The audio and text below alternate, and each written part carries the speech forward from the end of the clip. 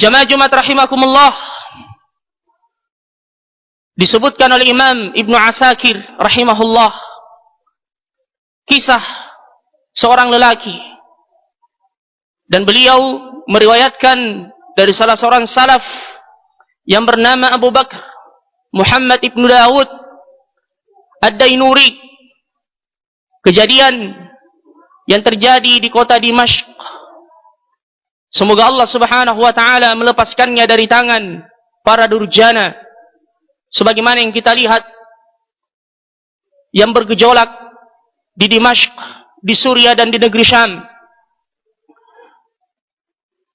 Diceritakan oleh Abu Bakar Muhammad Ibnu Dawud Ad-Dainuri rahimahullah tentang seorang lelaki yang berprofesi sebagai seorang pengantar yang menggunakan bighal atau kendaraannya yang mungkin sekarang ini adalah seperti profesi orang yang merentalkan mobilnya.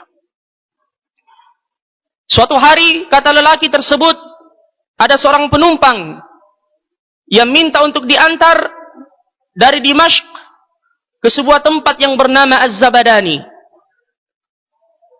Maka beliau kemudian mengantarnya dan melewati jalan yang biasa ia lewati. Namun penumpang ini meminta untuk melewati jalan yang lain. Beliau kemudian mengatakan, saya tidak biasa melewati jalan tersebut. Sang penumpang kemudian mengatakan, dia lebih dekat dan nanti saya yang menunjukkan jalan kepadamu. Namun ternyata dia dibawa ke sebuah tempat yang tak satu pun orang yang tinggal di sana, di sebuah lembah yang menakutkan. Dan dia melihat banyak bangkai yang berserakan di mana-mana. Maka firasatnya kemudian membisikkan sesuatu yang buruk yang akan terjadi pada dirinya. Dan ternyata betul, penumpang ini meminta ia untuk berhenti. Kemudian ia turun dari kendaraan tersebut dan menghunus pisau atau pedangnya, dan dia berkata, "Sa'aqtuluk, saya akan membunuhmu." Dan kemungkinan besar ia adalah seorang lelaki dari bangsa kanibal.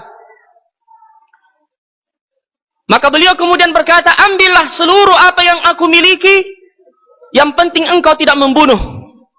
Yang penting engkau tidak membunuh aku." Maka lelaki ini kemudian mengatakan, "Saya akan mengambil barang-barang yang engkau miliki, sekaligus saya akan membunuhmu." Dia kemudian menasihatinya dan mengingatkannya dengan Allah subhanahu wa ta'ala. Sang pembunuh ini balas menjawab dan mengatakan, "Ketahuilah sesungguhnya semua korban yang sudah menjadi korban saya juga mengatakan seperti yang kau katakan. Namun ujung-ujungnya saya membunuhnya." Akhirnya dia kemudian berkata, "Baiklah." Dan dia pasrah. Dia menyerah. Dia berkata, "Jika memang engkau hendak membunuh aku, tidak mengapa. Namun, tolong berikan kepadaku kesempatan untuk salat 2 rakaat. Dia kemudian salat. Dan sang pembunuh sekaligus perompak ini mempersilahkannya dan mengatakan, "Ajil, percepat. Saya tidak sabar lagi untuk membunuhmu." Dia kemudian bertakbir, dan lelaki ini mengatakan, "Seluruh ayat yang saya hafal hilang karena ketakutan." Dan sang pembunuh itu terus mengatakan, "Ajil, ajil, cepat." Akhirnya dalam kondisi yang seperti itu dia mengatakan, "Maka teringatlah saya dengan satu ayat yang terdapat di dalam surah An-Naml ayat 62 yang kita bacakan tadi, amman yujibul muttarra idza da'ahu wa yakshifus su'." Siapakah gerangan selain Allah yang mengabulkan permohonan hambanya yang terdesak dan menyelamatkannya dari mara bahaya? Dia mengatakan, "Cuma ini ayat yang bisa saya hafal dan saya ulang-ulangi terus dalam salat saya." Dalam keadaan seperti itu saya melihat seorang penunggang kuda yang menggunakan pakaian yang berwarna putih, yang membawa tombak, langsung melemparkan tombaknya dan menghujam pada dada sang pembunuh tersebut, dan dia mati seketika. Dia kemudian bertanya kepadanya, "Siapa Anda?" Orang ini mengatakan, "Pergilah, engkau telah selamat."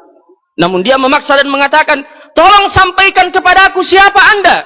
Dia kemudian mengatakan, saya adalah malaikat dari langit ketiga yang diutus oleh Allah Subhanahu wa ta'ala, dari zat yang mengabulkan permohonan hamba yang terdesak.